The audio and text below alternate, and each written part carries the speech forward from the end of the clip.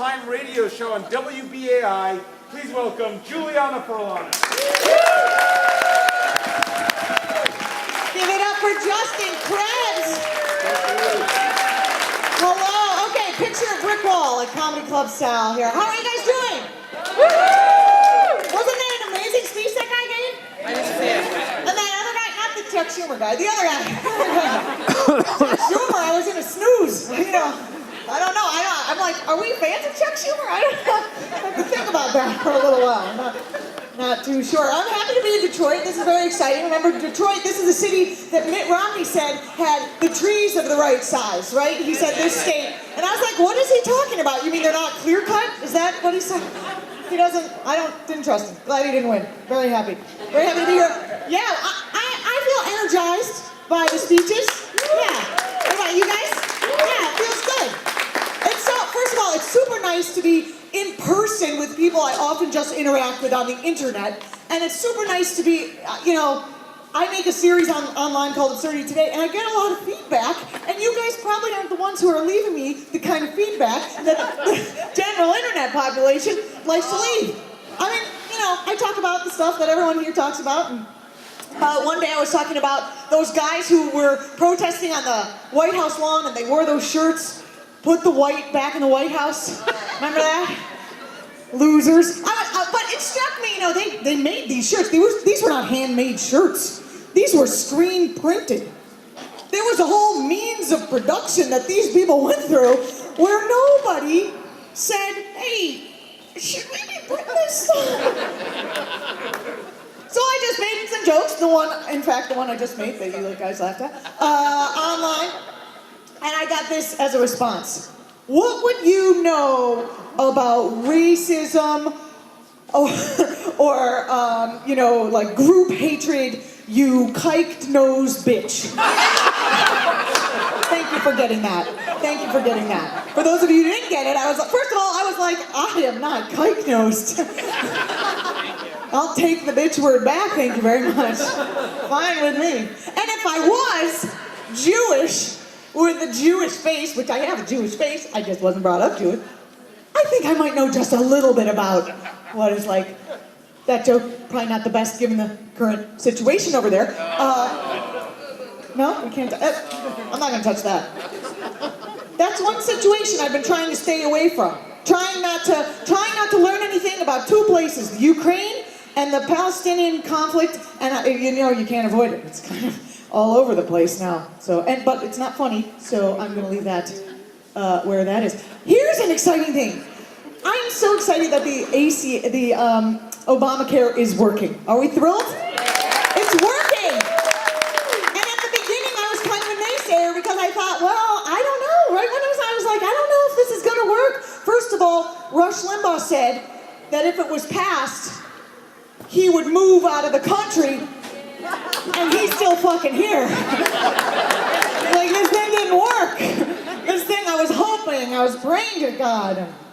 And this is really, I'm very excited that we're here in Detroit. I mean, the right wing is trying to take over. They're trying to take over Detroit. They're trying to privatize the water, basically. I don't think this is about not paying bills. Personally, I think it's about the first steps in water privatization. Hooray! Another thing we're gonna have to deal with. 17,000 the water enough for 17,000 people has been shut off, which sounds like a lot, but you know, the amount of water that's shut off would have like gone to 17,000 people, or could be enough for Chris Christie to take a shower with. I just want to point out I am not fat shaming, I am asshole shaming. That guy. Hi. Woo. That's good. That's good. I remember last time I did this show, I threw a ball at someone accidentally. You guys remember this? And my girl arm threw, and I bashed some kid in the face, and that is the photograph. That is, when you look up Juliana Furlano, that is the photograph. comes up on the Google internet. But anyway, we have to kind of blaze through this show because we have a lot of great comedians, and I'm really happy to present them all to you. And we have to be out of here by 11, so we're gonna just all do our jokes at top speed, right? So the first comedian coming up, or the next one, is a very good friend of mine. He was the founder of the Laughing Liberally in Chicago, where I first got into doing political comedy from just doing general dick jokes. So he's also the host of the Matthew Filipovich show. Please give a warm welcome to Matthew Filipovich.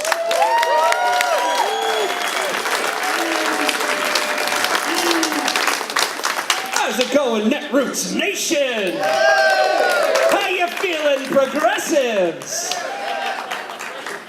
All right, never mind, that's not that important, it's fine. I was asking for I'm a diva, asking for a stool. I'll put my beer here. Oh, wow, a table. Ooh, very nice. Nice linoleum here, all right. So I think I'm going to start out tonight talking a little bit about Moral Mondays. What a great speech, huh? Wasn't that awesome? Seriously, the Reverend, such a badass. But I want to talk specifically about some of the laws and rules that the crazy, horrible Republicans passed at the Capitol.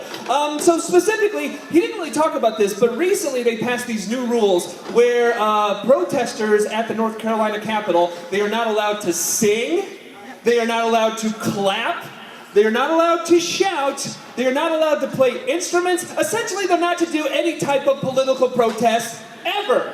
I mean, they're so draconian, the rules are so draconian, it sounds like they were written by John Lithgow's character from Footloose. They didn't specifically ban dancing, but I wouldn't be shocked if somewhere in some section 947A, no one is allowed to cut it Footloose. Everybody cut, everybody cut.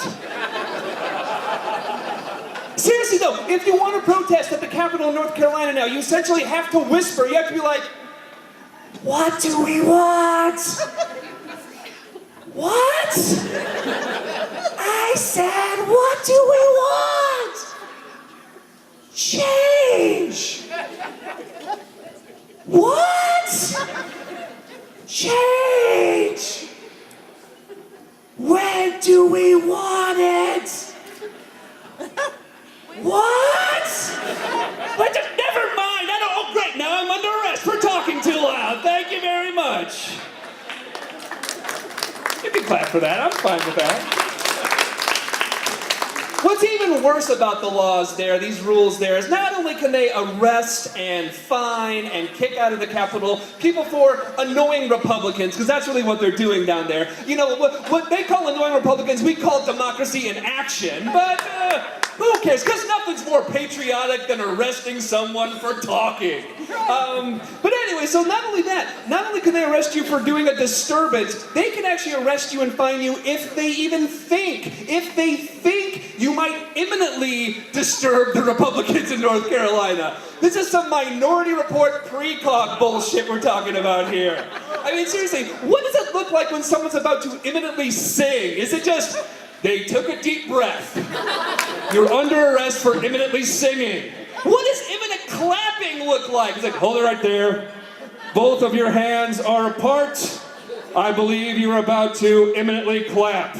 You're under arrest. Put your hands up in the air. But whatever you do, do not wave them around like you just don't care.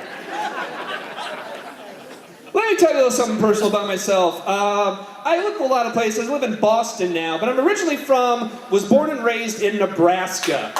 Yeah, all right. So, if you guys have never been to Nebraska, let me give you a little slice of life about Nebraska. Because I was recently home visiting my family. I went to we had a family get-together at my mom's side of the house. A lot of aunts and uncles and cousins, right? And so, one of my younger cousins recently gave birth to a little baby boy. Just adorable, cute as can be, right? However, my cousin in Nebraska gave the child a rather unique name. And I love interesting names, I love different names. I just want to talk specifically about my cousin's baby's name. So my cousin named their child, and I swear to God this is true, they named their child Natural. Natural, N-A-T-E-U-R-A-L. And so, again, I'd never heard this name before, so I asked my cousin, where did you come up with this name, Natural? What is this? And this is her actual reply to me, my cousin from Nebraska. She's like, well, Matt, his full name is actually Natural Bryce. And I nodded, and I'm like, okay, where'd you come up with that? And this is her actual answer. Well, our favorite beer is Natural Ice. I was the same way. That was my reaction as well. I mean, seriously, the kid's doomed. I mean, really, the kid's doomed. Supposedly they want to have more kids. Some of the proposed names are Mac Nugget, Lotto Reticket, Cristal Meth. Yeah. Nebraska's a horrible place. It is. Is anyone actually from Nebraska? Lincoln's beautiful. Yeah, I'm from Omaha. It's Grand Island. I don't know, you know, there's a lot of comics. We'll talk about Nebraska at the bar later. I opened the door to that. But actually, let's talk about, there was a story last week in the Wall Street Journal about Hillary Clinton and her preparation to run for president here. And the story essentially was about how Hillary is now trying to distance herself from President Obama, distance herself from Barack Obama, and that makes sense. You know, even you have to kind of set yourself out. However, there was actually one thing in the article that Hillary said that she would do different than Barack Obama. Hillary said that what would she do different from Obama? She would reach out to Republicans more. Yeah, because that's Obama's problem. He's not right-wing enough. Seriously, she went on to actually say that when Bill Clinton, her husband, was president, that even after Republicans shut down the government twice, even after Republicans impeached him, Bill Clinton always reached out to Republicans. And I guess Hillary has a point. A Democratic president can reach out to Republicans. That can happen. Like when Bill Clinton reached out to Republicans and repealed the Glass-Steagall Act. That was great, right? Which led to the economic collapse. Or maybe she was talking about when Bill Clinton reached out to Republicans and they deregulated the telecom industry. Was that what she was talking about? Or maybe, you can clap too, it's fine, I'll stop, you can clap. Maybe she was talking about when Bill Clinton reached out to Republicans and they passed NAFTA. How about that? How the people of Detroit like a NAFTA, huh? Or maybe she was talking about when Bill Clinton reached out to Republicans and they passed a friggin' homophobic Defense of Marriage Act.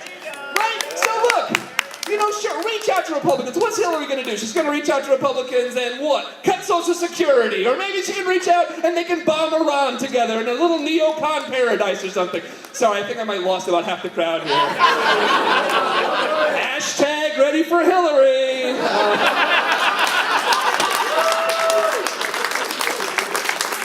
So, let's talk about something that all progressives can agree on.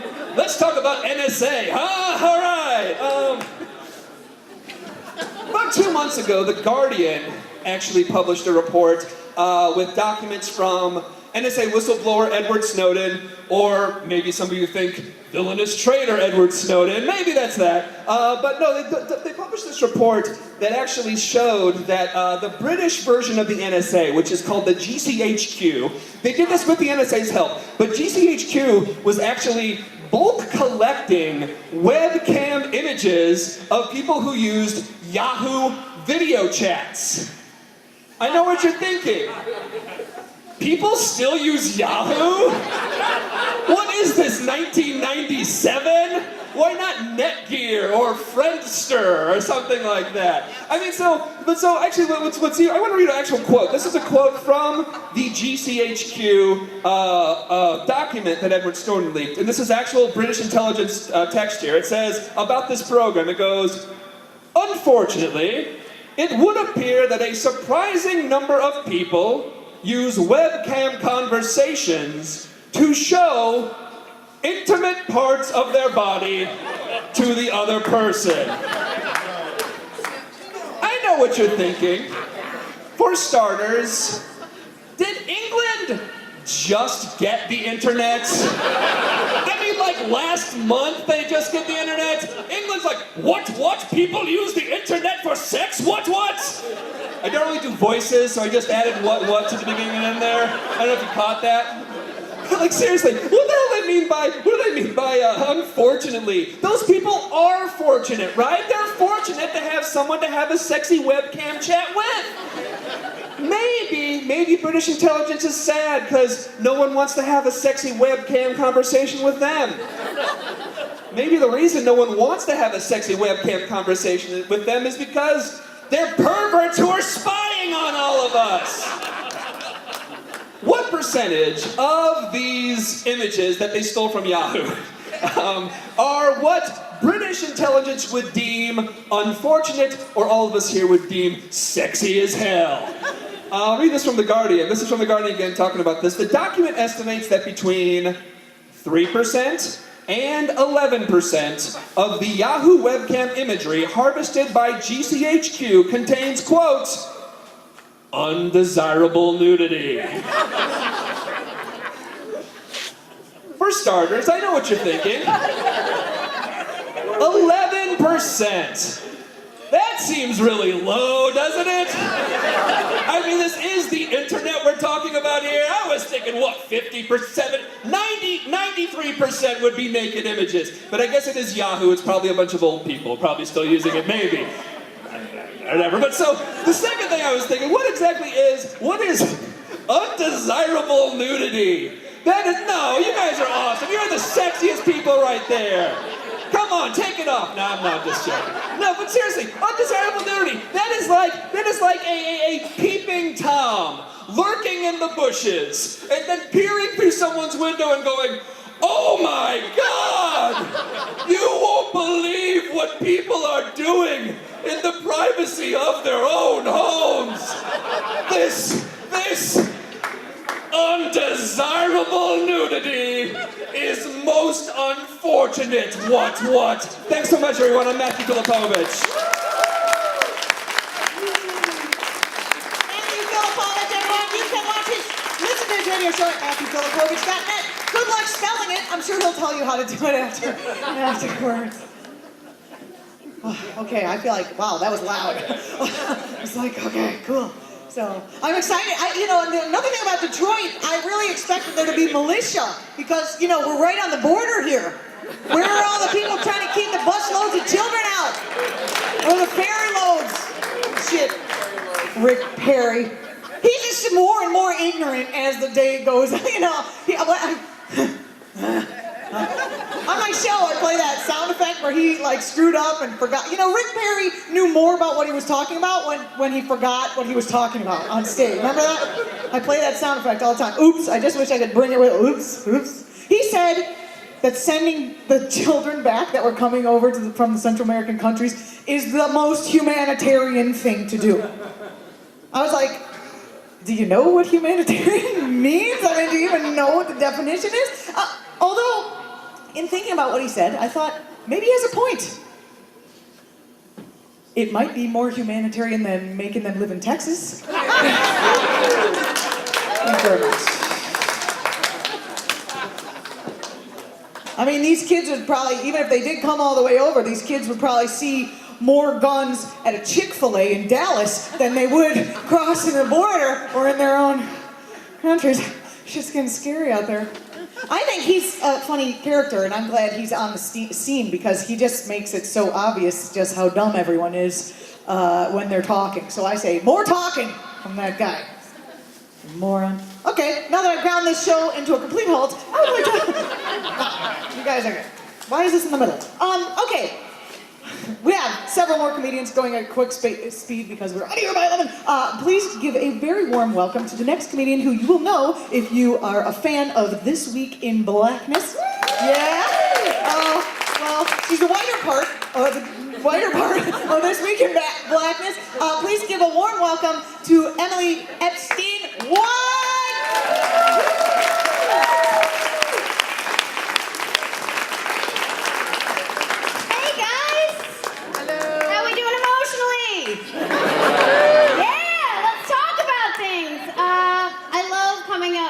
This credit, I am the affirmative action of the group. There can only be one small white woman, and it's me. And now that my last name, my married name is White, it's even better. It's so thorough. You guys, did you see the keynote? Did you see Reverend Barber? Woo! You guys, I testified in the middle of his speech. I am Jewish. I would have thrown my underwear. Like that's. But he's like, moral this, moral. I was like, that might be crossing the line. But I would have thrown my panties in a platonic, wonderful, supportive way, if you could do that. If I'd had a Post-it to write that note, I'm not trying to break up your I just support you. But yeah, I was so into that. He's like, high five your neighbor. We like patty cakes, we chest bumped. It was amazing, you guys. I would follow him anywhere. He is fantastic. I'm so excited to be here. I'm so glad that I'm not performing at the GOP convention for like so many reasons, you guys. The biggest one being that the open carry folks were trying to be allowed to bring their guns this year. That would have been super fun, huh? They're just like Biden speaking like, woo! And then they shoot and they're like, oh my God, I'm so sorry. Did you know that bullets go down when you shoot them? I had no idea. Physics, is that what you I'm not a mathematician. I can't tell you. I have no information. But yeah, that whole situation. Why do you want to bring your gun to a Chipotle? I don't understand that. Just eat and pass it through your body in peace. You don't need, that's nuclear warfare. There's no need, guys. There's absolutely no need. I found out today in a news article, because I can read, that airline pilots make on average $20,000 a year, you guys. Yeah, they need like 75 years to pay off flight school. $20,000 a year. There are all these problems with the airlines now, and I have finally figured out what's happening. Is that it just gets to a point they're probably like halfway on their flight to Australia, and the pilot's like, I'm going on break. Like, I don't get paid for this. I get no overtime. This is bullshit. You fly the plane. That's how we're doing this. And I don't understand why we argue or have a hard time with like customer service at McDonald's either. It's like, yes, they should spit in our food if we ask them to be nice to us. They make less than minimum wage. It's ridiculous, you guys. Absolutely ridiculous. I feel like that was more of a PSA. All right, I shall move forward. I know what silence means. I appreciate your honesty. This is feedback. This is great. This is fine. I performed in a small town in California recently, and I passed a sign on the way in, and it said, "Don't be scared. It's fine." It said it was a nuclear-free zone. They had to put a sign up to let me know that. I was like, what was it like before they declared that? They're like, just put the drone over here next to the pot farm. It's fine, we'll just go around it. It's deactivated, right? That's okay? All right, super. I went to the supermarket recently because I'm worth it, and the bagger was putting my groceries in a recyclable bag that I brought myself, thank you, and I had pita, and not the bread, not the animal rights group, and because you can probably donate to that in California, and I had the pita, and she was putting it in the bag for me, and she's like, you should have some hummus, and I was like, I am a white woman. I always have hummus. That's just a thing. I am chewing chickpeas right now to make artisanal jalapeno hummus. Like, don't question my life. Like, I know what I'm doing, lady. Okay, I'm fine. I've got this. I never get told that. No segues, people. There's no time. I never get told that I look like anybody, which is sad. Like, best case scenario, sometimes I'll get, you look like my friend. And then I have to ask the important follow-up question, is it a woman? And 40-60%. I have heard therefore that the guy's very handsome. And what woman doesn't want to be handsome with a strong jawline? Who doesn't want that? But a friend of mine had decided like he was going to really think on this. He's like, I figured out who you look like. I'm like, amazing, tell me. And he's like, if Joe Pesci, and I was like, you know what, we don't actually need to finish it. Like, I'm not gonna feel good about this result.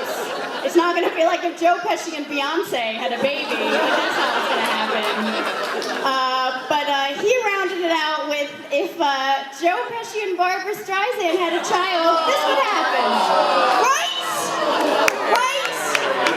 Beautiful people, I think not. And that was hurtful, guys. That was like really hurtful. The worst part is that there were like 10 other people in the room, and they thought about it, and they were all like, yeah, I can see that. Yes, that's what's happening with your face. And I told that joke at a show once, and this delightful drunken fellow from the back screamed out, "You look like Anne Frank!" It's a real thing that happened, guys. It's funny, when it happened at the show, the whole audience was silent, and I just heard one person go, "Oh shit." Which is appropriate. That's how you respond to anti-Semitism. I took it as a compliment, because who doesn't want to say that they look like someone young who's also a published author? Right, guys? You guys, I do look like Anne Frank. I am a Hebraic lady. I wear my Jewishness like a Technicolor dream coat because I just don't have a choice. Sometimes I think I look Puerto Rican when I'm tan and I'm wearing my earrings and I'm playing but I'm not. I'm a Jewish lady, and that's fine. But it's like people don't realize how to talk to people that are not of the same background. Like this is not what you say to a nice Jewish lady if you're trying to hit on them. You don't say, "Hey, girl, you look like really Jewish, but you're cute." That's a thing. That's inappropriate. That is not the way. Like, you would never walk up to someone who was African American and be like, "You are so dark, but I like you. What are you doing?" Yeah, it's like, way to fight your genetics. Great job, guys. Wonderful work. Wonderful. I moved to the Bay about 7 months ago from New York City. Yeah, it's good. I live in Berkeley now. That feels questionable, but I like it. But I was like very concerned how it was going to be for my husband, because my husband is tough dude, kind of. Some of you know my husband. From Bed-Stuy, Brooklyn. He thinks he's tough. I was very scared how it was going to work out. I thought he was going to hate Berkeley. He adores it, you guys. He cannot get enough. I'm never getting him back to the East Coast. It has totally changed him. It's so strange. Like, I'll come home. It's horrible. I'll come home and he's just like, how are we doing? Like, he wants to check in and cuddle. Gross. Don't do that. He's been rearranging furniture a lot. Like, I'll be like, "No, that Batman figurine is beautiful over the television. Good job." It's good. Oh, crap. Security! Get this guy out of here. Get him out. You've never heard this joke, so that's going to be fun for you. He's been gardening. He gardens like all the time. He has gardening shoes. Did you guys know you need special shoes to go outside and judge nature? You do. But they're waterproof because you don't want to get too into it. I overheard him talking to my neighbor recently about the Blackberry Menace, and I was like, "Please let that be a new Marvel hero. Like, please. I can't. Oh, they're just blackberries are killing our crops. Great. That's great." So basically what has happened since I have moved to the Bay with my husband is that he has turned into a lesbian. And I love him. And people say nature versus nerd. It's nature. It's definitely nature. Nature, the gardening is what turned him. I'll tell you one more thing real fast, because I'm already up Schitt's Creek with this guy. So I left when I left New York, I'm not going to say I was like running from the law because that would be a lie, and I'm a small white woman, so I get it, I'm okay. But there are some things I didn't know that like you just can't do. Like I didn't know in New York that it is illegal to drink in a park, and my reasoning is that no one can afford a backyard in New York, much like a San Francisco situation. So let's all just drink in God's backyard, you know, in like small ethnic groups, one big happy family, whatever. So I was drinking with 4 of my nice white lady friends. It was very classy. There were fruit in our cups. It was delightful. And there were people drinking all around us because it was a holiday weekend. And the police saw us and called for backup because we're terrible. That's how I'm not going to share my drink with you if you call for backup. That's rude. So we found out we had to pay $25 to continue drinking in the park. And we were outraged, you guys. Absolutely outraged. I called my husband because I like to keep him abreast of what's going on with me. If you didn't see the fellow behind me, my husband is the same husband I talked about in the last joke. He is a large black gentleman. That is just a thing that's true, not bragging. If it was quiet, I'd be like, it's my family here. But I told him about this story, and I was so angry, and he was totally silent for just like 5 minutes. And then he just screamed out, "Justice!" and just hung up the phone. Thank you so much. Enjoy the rest of the show. Emily Epstein-White. That was terrific. Hey, did you guys see the book? They don't have the bookshop anymore. Remember? A couple Netroots Nations ago, they used to have a bookshop here. Oh, yeah. Yeah, I really missed that. Kind of pissed. They'll have it tomorrow. They'll have it tomorrow? There's a book signing tomorrow. They're going to bring a whole bookstore tomorrow? For Elizabeth Warren. For Elizabeth Warren? Oh, they'll just bring her book. And hopefully a bonfire for the Hillary book.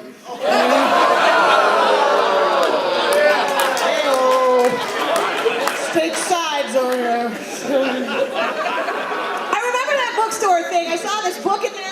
You could get really good stuff, like stuff you can't get at the actual bookstore. I saw this one book. It was titled 3 Decades of Criticism, and I was like, oh my God, Mom? You wrote it into a book and got it into Netroots Nation. I don't know what's happening. I live near a Barnes & Noble, and like you can't get like really awesome activist books at the local Barnes & Noble. And I live in Park Slope, Brooklyn, next to the food co-op, which the last thing you may have heard about it was they boycotted garbanzo beans from Israel because of the West Bank. So that's that. And you still can't, in that neighborhood, you still can't get decent books there. They sell things like packets of sex coupons. Do you guys know what these are? Well, I got a packet for my husband for my most recent anniversary. They're a little book. It looks like coupons. Remember coupons? They say things like, cash this in for your favorite sexual position, 30 minutes, whatever. First of all, I got this book and I was like, that's a little weird, okay? Coupons for sex?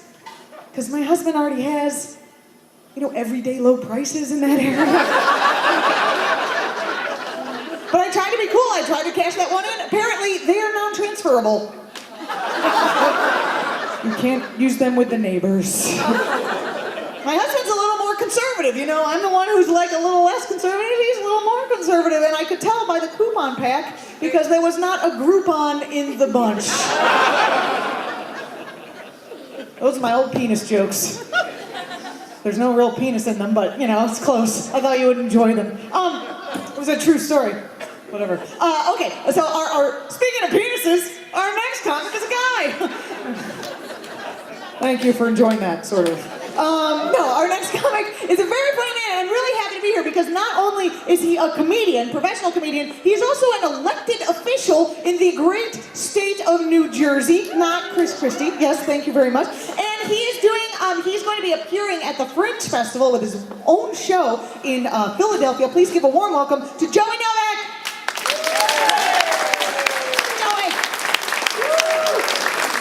Thank you. Thank you for Juliana Filano, the lovely and talented. Hi, folks. How are you? It's very exciting. I am an elected official in New Jersey. Anybody here from New Jersey? Yeah, right. Just one. Okay, there you go. I am an elected official. I'm actually the only left-wing Democrat on my borough council. There are 5 Republicans. I'm the only Democrat. Yay. Very exciting, very, very exciting. I love being, it's great. I love being, see, a lot of times what I usually do is I go during Netroots Nation in the past, I've actually gone to the Right Online conference. That is the right-wing people. They usually have their same conference. And I go there to fit in and spy. And the reason I can fit in is because I'm fat, bald, bearded, and gray, and they think I'm one of them. So that kind of works very well for me. And I never lie. I never lie about anything. When I get into a conversation with somebody who's very right-wing, what I try to do is play the role of somebody who's more right-wing.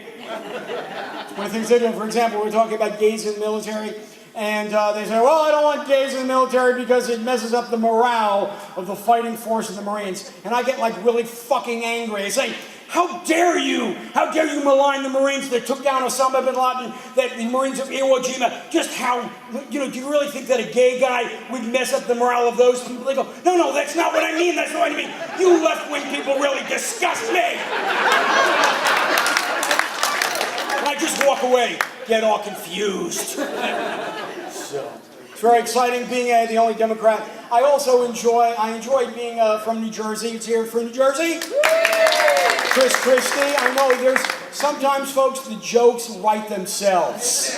Okay, with Chris Christie. The thing that really gets me about New Jersey is I like living in New Jersey. I'm originally from New York City, but I like living in New Jersey because it's the Garden State. It's not Detroit, which is very exciting. I am Jewish. I also am a Jew, which is very exciting to be a Jew in my family. Oh, great. All the Jews looked around going, can we applaud? Is it okay?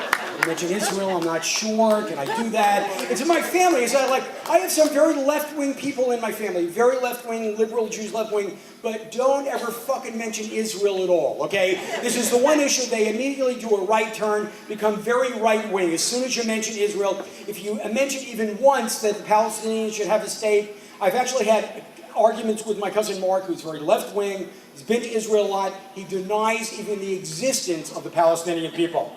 So Mark, I say, Mark, who are the people who were there before the Jews? I have no idea, but they're not Palestinian.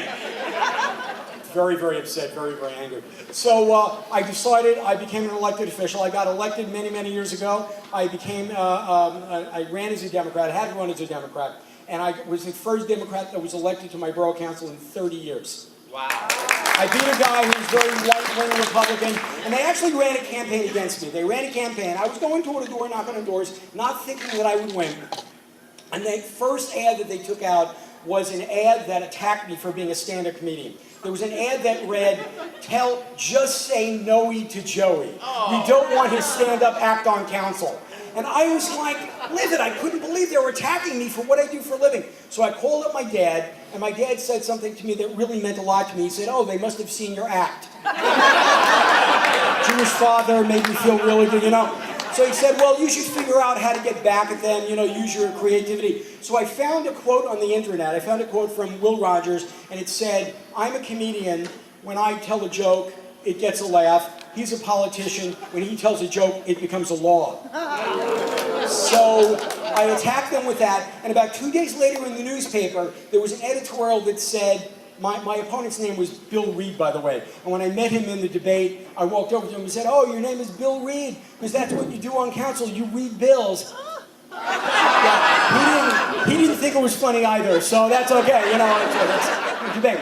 So the editorial in the newspaper read, Mr. Reed, you owe Joey Novick an apology. Was that kick-ass? That was incredible. So I ended up winning the election, and I called my dad. This is very exciting. I called him on election night, and I said, Dad, I won. And as a good Jewish father, he asked me, he said, oh, what does that pay? Father asked me that, and even as a better Jewish dad, he asked me, is that off the books? So which was very exciting just to do that. And I ended up actually going back to law school. I went at the age of 45. I became an attorney. It was very exciting. I went to Seton Hall School of Law, which is a Catholic-affiliated university. There's a picture of Christ in every room. And I shared this with my mother, and she said, well, just don't look at it. Just don't stare at it, And I got a partial scholarship from Seton Hall, and I called my mother to say to her, I was kidding around, I said, Mom, in order to accept the scholarship, I had to accept Jesus Christ as my personal savior, you know? So she calls me and she goes, Bernie, get on the phone! You're not gonna take that money, you're not taking that money! And my father's on the other line going, well, you know, it's money, you know, and it's, you know, it'll help pay for law school. I don't think, you know, so there's a Jewish male and female perspective in the whole thing, so. And I love being on the Borough Council. I love being on the Borough Council because there are 2 Tea Party members on the Borough Council. I've now been on the council 14 years. They have not beaten me yet. I've been on council 14 years. They can't figure a way to beat me, which is very funny. I do a lot of good constituent service. So at a recent meeting, anybody here heard of Flemington, New Jersey? Flemington, New Jersey, you've heard of Flemington. It's where the Lindbergh baby trial took place. That's the big, so even back then there was no justice, okay? So pretty much. So anyway, they were talking, there was an economic development commission that was trying to figure out what their name should be, okay? So someone came up with a bright idea, as a Tea Party guy named John Gurman, said, oh, why don't we call it, we always have a lot of pride in Flemington, why don't we call it Flemington Pride?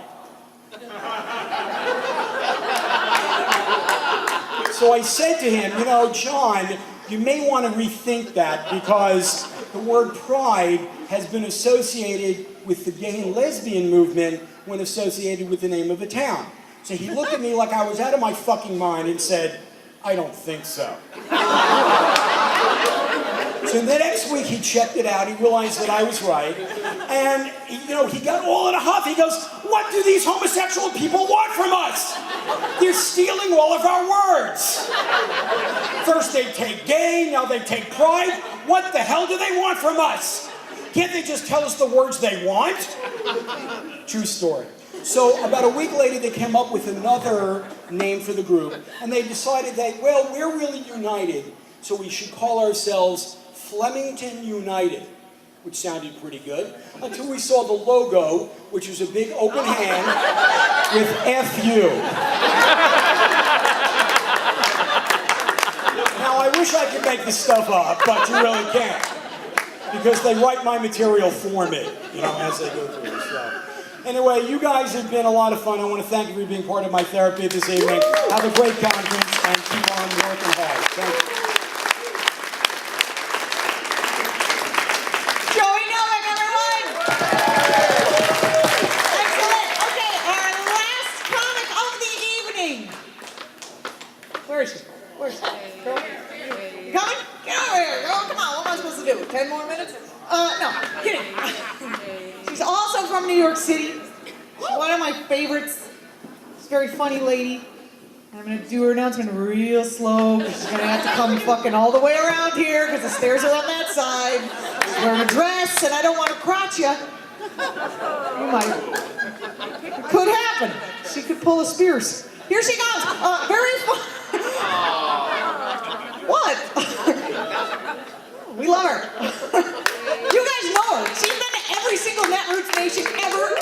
Please give a very warm welcome to Miss Katie Helmer. I wanted to give you time to, perform more. Your penultimate performance. I just wanted to use the word penultimate in front of you guys to show you that I belong to this crowd. Yeah, Netroots Nation, it's true. I was at the first one when it was just a fledgling little yearly coast. And thank you. And I realized Netroots Nation has been a big part of my life because I've met a lot of great people here. I met some really important people. Andrew Breitbart, I met here. I had my picture taken with him. He was red-faced as all hell.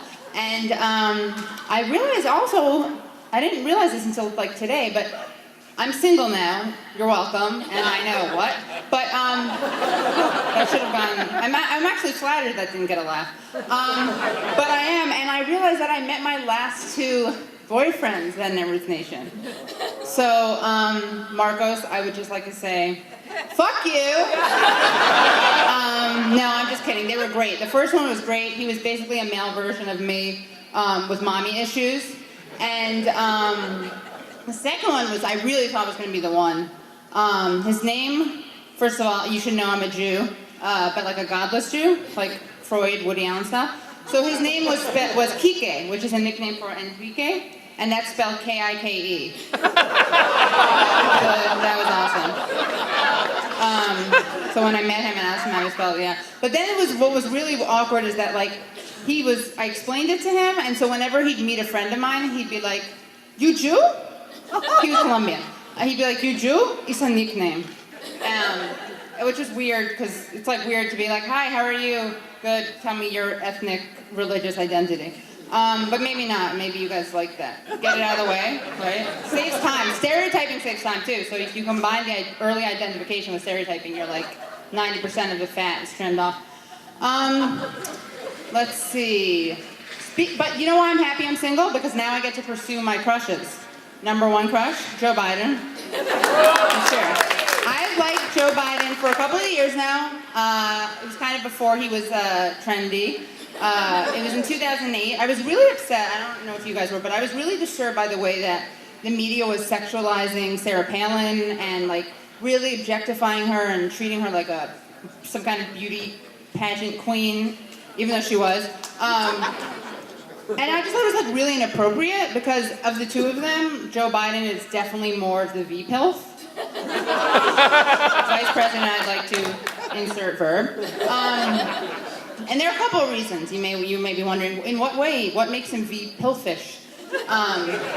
There are a couple things. One is, I don't know if you know this, but he's the only person who can rock Al Sharpton's hairdo better than Al Sharpton himself. And I know how he does it. I've studied it. He like combs it forward, teases it, and does a flip back. He also does like a jazzy lunge move, a jazzy lunge point, where he's like to anyone. It's great. He's very, very egalitarian about it. It's like Al Roker, the president of France, and like a fifth grader, whatever. And then, of course, I love his gaffes, because I consider that a sign of a real independent mind. And it's good, because he's a good-looking, clean, inarticulate white man, which is like the perfect compliment to Barack Obama, of course. In case you don't remember, he described Barack Obama as an articulate, clean, good-looking African-American man.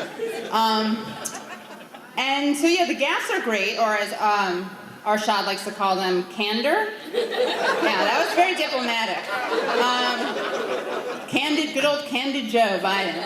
But at least he owns them, right? Because what's really annoying is when people call him out on his gaffes. Like the other day on CNN, this really annoying guy, John King, I think is his name.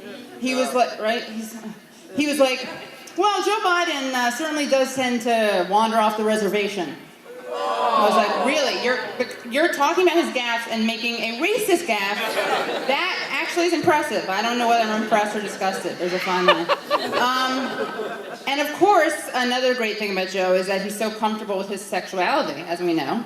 Way before he thanked gay people for liberating him from his isolated state as a straight man, as he did today, which is, by the way, as a straight woman, I can say, we're here, we're not queer. Get used to it. Way before that, he was already opening up about his experiences with men. I don't know if you know about this, but like years ago, he was arguing against Don't Ask, Don't Tell, and he said, "I've been with men in foxholes." And men in foxholes don't ask if you're gay. That was the point. But yeah, so he was open about his foxhole experiences, and then, of course, what he did on Meet the Press when he said he was comfortable with marriage equality is he basically pushed Obama out of the closet on the issue. Because before then, Obama was like anti Don't Ask, Don't Tell, he was anti-DOMA, but he came off as more like bi-curious, right? Like he was good, but I thought maybe it was just a phase, like he was experimenting, and he'd grow out of it. Because like lots of people do experiment during their presidential years, it's normal. But then luckily Biden, pushed him out, and now we know that Obama's like, he's a proud supporter of marriage equality. Are you guys for marriage equality?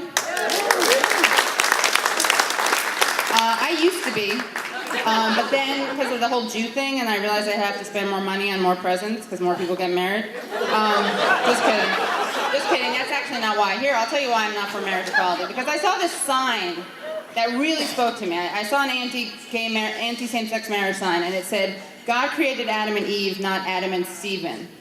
And I was like, no one thought to take off the N at the end. So it like rhymes. And then I was like, you know what, Katie, this is clearly part of the near rhyme, flat rhyme, Emily Dickinson appreciation, homophobic renaissance movement. And who's the asshole? No, but I think that sometimes we don't understand that things that we think are bigoted are actually grounded in history. Like, you know, in New York City, the gays aren't allowed to march in the St. Patrick's Day parade? Seems kind of homophobic, right? But there's a reason. I read an interview with the chairman of the St. Patty's Day parade, and he said, are Nazis supposed to be able to march in the Israeli Day parade? And should the KKK be able to march in the Black parade up in Harlem? There's so much to unpack in what he said. So first of all, I like the way that he like manages to like give a zoning permit to black people, like do not go below 110th Street. And then I love the way the Israeli Day Parade and the Nazi thing actually require time travel, which is I have to say most of my favorite homophobia does require some kind of intergalactic time travel. And then I realized, oh my God, he's so right? Because if you look at history, you know, long before the KKK terrorized and killed thousands of African Americans, and long before the Nazis killed millions of Jews, the gays starved a million Irish people to death in a plot to make the world's most fabulous shallot-infused potato souffle ever. So, yeah. No, but like, you know, some people think that being gay is nurture, not nature, because like who wouldn't choose to be really disenfranchised? And I know that's not true, because I don't like guys. Peace or 2 minutes? Okay, yeah. I know that's not true, because Justin gets nervous when I talk about my sexuality. No. I know it's not true, because I wish I weren't straight. I'm doomed, though. Trust me, I've tried. There's a lot of pressure to conform to homonormative behavior, but I can't do it. And if you don't believe me, just look at someone like Mary Cheney, right? Okay? You're gonna tell me that someone raised by a man as sexy and hot as Dick Cheney is gonna grow up and be into women? No, it's clearly genetic. Only genetics could override the nurturing influence of having Dick Cheney in your house, right? Like, if that doesn't make you want to grow up and have man inside you all the time, I don't know what will, honestly. And let's see, I know that people don't like to talk about Israel, so of course I thought I'd end on that note. No, but really, I'm not going to say anything about Israel. I just will say this, that first of all, I'm a Jew, remember, so when you tweet about me, please refer to me as a self-loathing Jew and not an anti-Semite. But I just want you to know that if you're concerned, if you're like torn over which side, you know, whether you think Israel's acting morally or not, you should know that the IDF tweeted today, we've just hit Hamas and we will keep on hitting them, and we will continue to do so. And that tweet got retweeted. And in front of the retweet it said, stand with Israel, and the person who retweeted that and wrote that was Robert Zimmerman, George Zimmerman's brother. So, okay, I can't leave on that one. I'm gonna really quick, because that was too funny, so I can't leave on it. It's awkward. It's actually impossible. Okay, really quickly. I'm gonna tell this very short story. Just want you to know that Israeli Jewish, nice Jewish girl met a guy in a supermarket. Like any other nice Jewish girl, 15 minutes later she was having sex with him in the stairwell, and she found out he wasn't Jewish. It's not that he lied about it, he just didn't say that while they were recording for 14 minutes. And so she did what any nice Jewish girl would do, and she was like, obviously felt like she planned to raise kids with Jewish values with this guy who she knew for under 20 minutes. And she sued him, she brought him to court, and the judge found him guilty, I'm not making this up, found him guilty of rape by deception. Which is kind of problematic, right? And it's also problematic on a personal level because I'm like Jewish, but I'm kind of ethnically ambiguous, and people don't always know I'm Jewish, and I realize like I may have actually raped a bunch of people. I may be a serial rapist, and I feel like I had to tell you that before I left the stage. Thanks, guys.